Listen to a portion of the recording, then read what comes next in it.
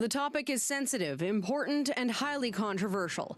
Supervised consumption sites have been hotly debated by advocacy groups, community groups, politicians, and everyone in between. There seems to be no right answer, and a poll conducted by Maru Public Opinion for City News shows that on almost all questions about supervised consumption sites, public opinion is split down the middle. I fully support supervised consumption sites. Not only do they save lives, they keep people healthy and well. I do find difficulty with something that enables use, that I don't know how that's particularly helpful. When the City News-sponsored pollsters asked if supervised consumption sites work well to help those addicted, 47% of people said yes. But in an apparent contradiction, the same people polled, 55% said these sites should be shut down because they don't work. Edmonton currently has 3 supervised consumption sites.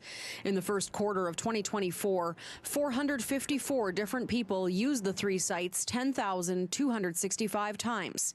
Out of the more than 10,000 times the sites were used, emergency services responded with naloxone 86 times. I spoke with addicts who were willing to share their habits but not appear on camera.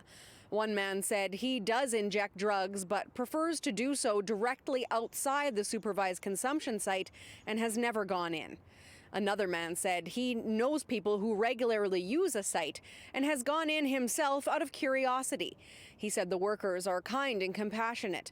They make sure those injecting drugs are safe, and he believes the sites are doing good work in the community for those who need them.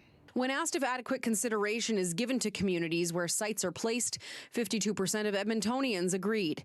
Recently, the development permit for Boyle Street's Health Hub was revoked by the City of Edmonton. The hub would have included a supervised consumption site located in the Southside community of Ritchie.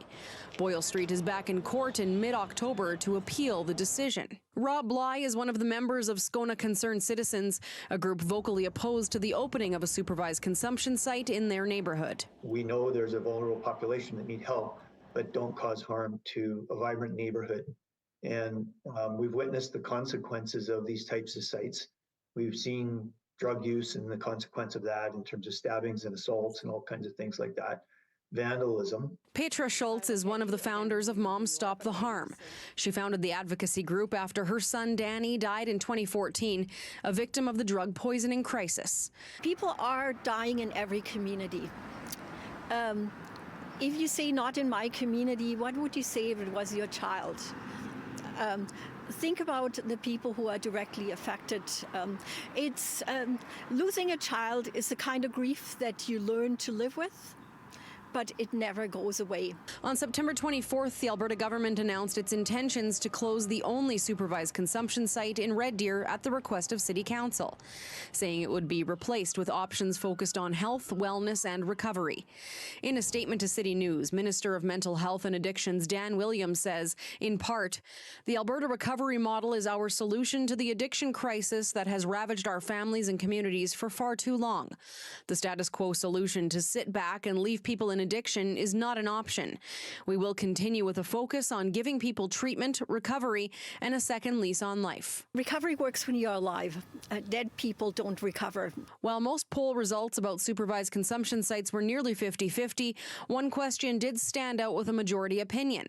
69% of people said they support the objective, but it's time to find another way to do it. I'm hopeful in what the province is doing. I think I see a trend that is happening, and I hope that continues in a positive direction to help people that have that need, but not harm other people. If there are no consumption sites, our entire city becomes an unsafe consumption site. In Edmonton, Bianca Millions, City News.